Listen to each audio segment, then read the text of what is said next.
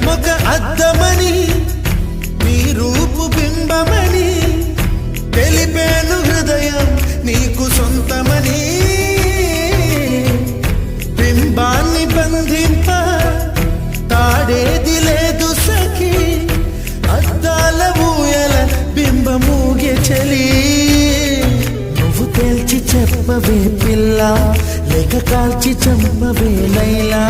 నా జీవితం నీ కనుపాపలతో వెంటాడి కవేటాడొద్దే లేదని చెప్పా నిమిషము చాలు లేదన్న మాట తట్టుకోమంటే మళ్ళీ మళ్ళీ నాకొక జన్మే కావాలి ఏమి చేయమందువే